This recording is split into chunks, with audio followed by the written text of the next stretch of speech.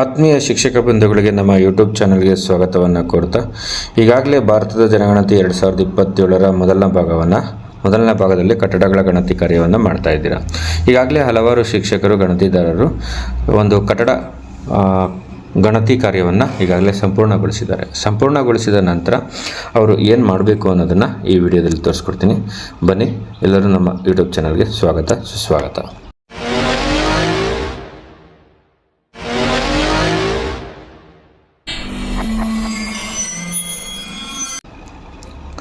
ಈಗಾಗಲೇ ತಾವುಗಳು ಗುರುತಿಸ್ಕೊಂಡಿದ್ದೀರಾ ನಿರೀಕ್ಷಿತ ಕಟ್ಟಡಗಳ ಸಂಖ್ಯೆ ಮತ್ತು ನಿರೀಕ್ಷಿತ ಜನಗಣತಿಗಳ ಮನೆಗಳ ಸಂಖ್ಯೆ. ಸೊ ಏನು ಈ ನಿರೀಕ್ಷಿತ ಜನಗಣತಿ ಮನೆಗಳ ಸಂಖ್ಯೆಯನ್ನು ನೀವು ಗುರುತಿಸ್ಕೊಂಡಿದ್ದೀರೋ ಅದ್ರ ಪ್ರಕಾರ ನೀವು ಏನು ಮಾಡಿದ್ದೀರಾ, ಈಗಾಗಲೇ ಗಣತಿ ಮಾಡಿದ್ದೀರಾ, ಅಷ್ಟು ಮನೆಗಳನ್ನ ಸಿಂಕ್ ಮಾಡಿದ್ದೀರಾ. ಸೊ ಆ ನಂತರದಲ್ಲಿ ಆ್ಯಪ್ನಲ್ಲಿ ಮಾಡಬೇಕಾದ ಕೆಲಸ ಏನು, ಅದರ ಜೊತೆಗೆ ನೀವೊಂದು ಫಾರ್ಮೆಟನ್ನು ಕೊಡಬೇಕಾಗತ್ತೆ. ಆ ಫಾರ್ಮೆಟಲ್ಲಿ ಯಾವೆಲ್ಲ ಮಾಹಿತಿಯನ್ನು ಭರ್ತಿ ಮಾಡಬೇಕು ಅಂತ ನೋಡ್ತಾ ಹೋಗೋಣ. ಈಗ ಮೊದಲಿಗೆ ಆ್ಯಪ್ನಲ್ಲಿ ಏನು ಮಾಡಬೇಕು ಅಂತ ಹೋಗೋದಾದರೆ ಇಲ್ಲಿ ಪೂರ್ಣಗೊಂಡಿದೆ ಎಂದು ಗುರುತಿಸು ಅಂತ. ಸೊ ನಿಮ್ಮ ಲೇಔಟ್ ಮ್ಯಾಪಲ್ಲಿ ಇರ್ತಕ್ಕಂತಹ ಒಂದು ಒಟ್ಟು ಜನಗಣತಿ ಮನೆಗಳು ಹಾಗೂ ಈ ಸಿಂಕ್ ಮಾಡಲಾದ ಜನಗಣತಿ ಮನೆಗಳು ಮತ್ತು ನೀವು ಫಸ್ಟ್ ಪೇಜಲ್ಲಿ ಕೊಟ್ಟಿದ್ದೀರಲ್ಲ ನಿರೀಕ್ಷಿತ ಜನಗಣತಿ ಮನೆಗಳ ಸಂಖ್ಯೆ ಅಂತ, ಅವು ಮೂರು ಕೂಡ ಟ್ಯಾಲಿ ಬಂದ ನಂತರ ನೀವೇನು ಮಾಡಬೇಕಾಗಿದೆ, ಪೂರ್ಣಗೊಂಡಿದೆ ಎಂದು ಗುರುತಿಸಿ ಅಂತ ಇದೆಯಲ್ಲ. ಸೊ ಆ ಒಂದು ಆಪ್ಷನನ್ನು ಬಳಕೆ ಮಾಡಬೇಕು. ಸೊ ಆ ಆಪ್ಷನನ್ನು ಬಳಕೆ ಮಾಡಿದಾಗ ಒಂದು ಲೆಫ್ಟ್ ಸೈಡಲ್ಲಿ ಒಂದು ಬಾಕ್ಸ್ ಬರುತ್ತೆ, ರೈಟ್ ಮಾರ್ಕ್ ಕ್ಲಿಕ್ ಮಾಡ್ತೀರಾ, ಆಮೇಲೆ ಒಂದು ಡಿಜಿಟಲ್ ಸಿಗ್ನೇಚರ್ ಮಾಡ್ತೀರಾ. ಸೊ ಅದನ್ನು ಓಕೆ ಅಂತ ಕೊಟ್ಟರೆ ಅಲ್ಲಿಗೆ ಪೂರ್ಣ ಆಗಿದೆ ಅಂತ ಸಬ್ಮಿಟ್ ಆಗುತ್ತೆ. ಸೊ ನಿಮ್ಮ ಗಣತಿ ಕಾರ್ಯ ಫಿನಿಶ್ ಆಗುತ್ತೆ. ಇದ್ರ ಜೊತೆಗೆ ತಾವು ಚಾರ್ಜ್ ಆಫೀಸರ್ಗೆ ಒಂದು ಪತ್ರದಲ್ಲಿ ಅಂದರೆ ದೃಢೀಕರಣ ಪತ್ರದಲ್ಲಿ ಏನೆಲ್ಲ ಕೊಡಬೇಕು ಅನ್ನೋದನ್ನು ನೋಡ್ತಾ ಹೋಗೋಣ. ಸೊ ಒಂದು ಫಾರ್ಮ್ಯಾಟ್ ಇದೆ, ಜನಗಣತಿ ದೃಢೀಕರಣ ಮನೆ ಪಟ್ಟಿ ಸಮೀಕ್ಷೆ 2026. ಸೊ ಶ್ರೀಮತಿ ಶ್ರೀ ಆದಂಥ ನಾನು ಕೊಡಗು ಜಿಲ್ಲೆ ಅಥವಾ ನಿಮ್ಮ ಜಿಲ್ಲೆ ಯಾವುದಿದೆ ಆ ಜಿಲ್ಲೆ ಹಾಕ್ಕೊಳ್ಳಿ, ಹಾಗೂ ತಾಲೂಕನ್ನು ಹಾಕ್ಕೊಳ್ಳಿ, ಹಾಗೂ ಗ್ರಾಮ ಪಂಚಾಯಿತಿ ಅಥವಾ ಪುರಸಭೆ ಯಾವುದಿದೆ ಆ ಊರಿನ ಹೆಸರನ್ನು ಹಾಕಿ. ಸೊ ನನಗೆ ವಹಿಸಲಾದ ಬ್ಲಾಕ್ ಸಂಖ್ಯೆಯನ್ನು ತೋರಿಸ್ಕೊಳ್ಳಿ. ಬ್ಲಾಕ್ ಸಂಖ್ಯೆನ ಎಂಟ್ರಿ ಮಾಡಿ ಮನೆಪಟ್ಟಿ ಕಾರ್ಯಾಚರಣೆ ನಡೆಸಿ ಈ ಕೆಳಕಂಡ ಅಂಶಗಳನ್ನ ಮೊಬೈಲ್ ಆ್ಯಪ್ ಮೂಲಕ ಸಂಗ್ರಹಿಸಿ ಸಿಂಕ್ ಮಾಡಿ ಪೂರ್ಣಗೊಳಿಸಿದ್ದೇನೆ. ಸೊ ನನಗೆ ವಹಿಸಲಾದ ಗಣತಿ ಬ್ಲಾಕ್ನಲ್ಲಿ ಯಾವುದೇ ಕಟ್ಟಡಗಳು ಗಣತಿಗೆ ಬಾಕಿ ಇರುವುದಿಲ್ಲ ಎಂದು ದೃಢೀಕರಿಸುತ್ತೇನೆ ಅಂತ ಒಂದು ಮಾಹಿತಿಯನ್ನು ಹಾಕಬೇಕಾಗತ್ತೆ. ಸೊ ಚಾರ್ಜ್ ವ್ಯಾಪ್ತಿ ಅಂದರೆ ಯಾವ ವ್ಯಾಪ್ತಿಯಲ್ಲಿ ಬರ್ತದೆ ಅಂದರೆ ನಿಮ್ಮ ತಾಲೂಕನ್ನು ಹಾಕಿ. ಸೊ ಗಣತಿಯ ಬ್ಲಾಕ್ ಹೆಸರು, ಸೊ ಯಾವ ಒಂದು ಬ್ಲಾಕನ್ನು ಕೊಟ್ಟಿದ್ದಾರೆ ಅದರ ಹೆಸರು ಮತ್ತು ಆ ಬ್ಲಾಕ್ ಸಂಖ್ಯೆನ ಹಾಕಬೇಕಾಗತ್ತೆ.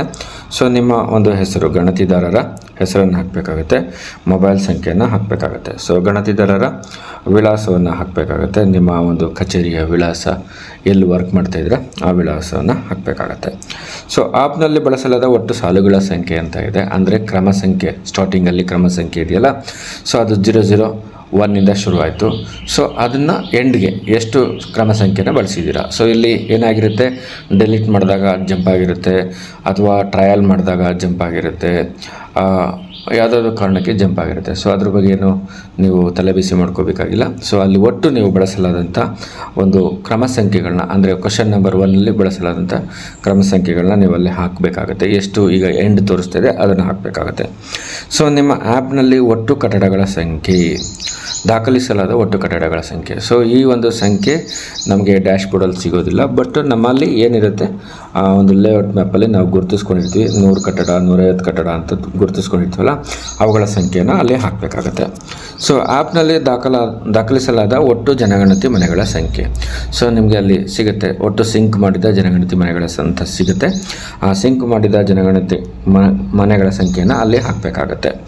ಸೊ ಆ್ಯಪ್ನಲ್ಲಿ ದಾಖಲಿಸಲಾದ ಒಟ್ಟು ಸಾಮಾನ್ಯ ಕುಟುಂಬಗಳು. ಸೊ ನಿಮ್ಮ ಡ್ಯಾಶ್ಬೋರ್ಡಲ್ಲಿ ತೋರಿಸ್ತದೆ ಒಟ್ಟು 150 ನೀವು ಸಿಂಕ್ ಮಾಡಿದ್ದೀರ ಅಂದರೆ ಅದರಲ್ಲಿ ಸಾಮಾನ್ಯ ಕುಟುಂಬಗಳು ಎಷ್ಟು ಅಂತ ಅಲ್ಲೇ ತೋರಿಸುತ್ತೆ, ಅದನ್ನು ಎಂಟ್ರಿ ಮಾಡಿ.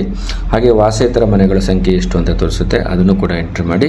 ಸಂಸ್ಥಾ ರೂಪ ಅಂದರೆ ನಿಮಗೆ ವಸತಿ ಶಾಲೆಗಳಾಗಿರ್ಬೋದು, ಹಾಸ್ಟೆಲ್ ಆಗಿರ್ಬೋದು, ಈ ಥರದವು ಯಾವುದಾದ್ರು ಸಿಕ್ಕಿದರೆ ಅಂಥ ಕುಟುಂಬಗಳ ಅಂಥ ಒಂದು ಕಟ್ಟಡಗಳು ಗಣತಿ ಮಾಡಿರ್ತಾರಲ್ಲ ಅವುಗಳ ಸಂಖ್ಯೆ ಎಷ್ಟು ಅಂತ ತೋರಿಸಿ. ಅಕಸ್ಮಾತ್ ಅದು ನಿಮಗೆ ಬರಲಿಲ್ಲ, ನಿಮ್ಮ ಏರಿಯಾಗೆ ಬರಲಿಲ್ಲ ಅಂದರೆ ಅಲ್ಲಿ 0 ಅಂತ ಹಾಕಿ. ಸೊ ಸಿಂಕ್ ಮಾಡಿದ ಜನಗಣತಿ ಮನೆಗಳ ಸಂಖ್ಯೆ ಅಂತ ಇದೆ. ಸೊ ಅದನ್ನು ಎಂಟ್ರಿ ಮಾಡಿ. ಅದರ ಜೊತೆಗೆ ತಾವುಗಳು ಫಸ್ಟ್ ಒಂದು 2 ದಿವಸದಲ್ಲಿ ಡಿಲೀಟ್ ಮಾಡಿಬಿಟ್ಟಿರ್ತೀರ. ಆ ಡಿಲೀಟ್ ಮಾಡಲಾದ ದಾಖಲೆಗಳ ಸಂಖ್ಯೆನ ಹಾಕಿ, 1 ಅಥವಾ 2 ಎಷ್ಟು ಡಿಲೀಟ್ ಮಾಡಿದ್ದೀರಾ ಅಷ್ಟನ್ನು ಹಾಕಿ. ಅಪೂರ್ಣ ದಾಖಲೆಗಳ ಸಂಖ್ಯೆ ಅಂತ ಇದೆ. ಅಪೂರ್ಣ ದಾಖಲೆಗಳನ್ನ ನೀವು ಏನು ಮಾಡಿರ್ತೀರ, ಬಿಗ ಹಾಕಲಾಗಿದೆ ಅಂತ ಮಾಡಿರ್ತೀರಲ್ವಾ. ಸೊ ಅದನ್ನು ಕಂಪ್ಲೀಟ್ ಮಾಡಿ ಸಿಂಕ್ ಮಾಡಿರ್ತೀರ. ಆದರೂ ಕೂಡ ಕೆಲವೊಂದು ಕಾರಣಕ್ಕೆ ಅದು ಅಪೂರ್ಣದಲ್ಲಿ ಉಳಿದಿದ್ರೆ ಅದನ್ನು ಹಾಕಿ. ಸಾಧಾರಣವಾಗಿ ಅಪೂರ್ಣ ದಾಖಲೆಗಳ ಸಂಖ್ಯೆ 0 ಇರುತ್ತೆ, ಯಾಕೆಂದರೆ ಅದನ್ನು ಎಡಿಟ್ ಮಾಡಿ ಮತ್ತು ನಾವು ಪೂರ್ಣ ಮಾಡಿ ಸಿಂಕ್ ಮಾಡಿರ್ತೀವಿ. ಸೊ ದಿನಾಂಕವನ್ನು ಹಾಕಿ ಮೇಲ್ವಿಚಾರಕರ ಸಹಿ, ನಿಮ್ಮ ಒಂದು ಸೂಪರ್ವೈಸರ್ ಸಹಿನ ಹಾಕ್ಸ್ಕೊಳ್ಳಿ, ಅವರ ಹೆಸರು ಮತ್ತು ಮೊಬೈಲ್ ಸಂಖ್ಯೆನ ಹಾಕ್ಕೊಳ್ಳಿ, ಹಾಗೂ ಗಣತಿದಾರರ ಸಹಿ ಮಾಡಿ ತಾವುಗಳು ಇದನ್ನು ಚಾರ್ಜ್ ಆಫೀಸರ್ ಅವರಿಗೆ ಕೊಡಬೇಕಾಗತ್ತೆ. ಸೊ ಇದಾಗಿತ್ತು ಇವತ್ತಿನ ಮಾಹಿತಿ. ಮತ್ತೊಂದು ವಿಷಯದೊಂದಿಗೆ ಸಿಗೋಣ. ಎಲ್ರಿಗೂ ಧನ್ಯವಾದಗಳು. ನಮಸ್ಕಾರ.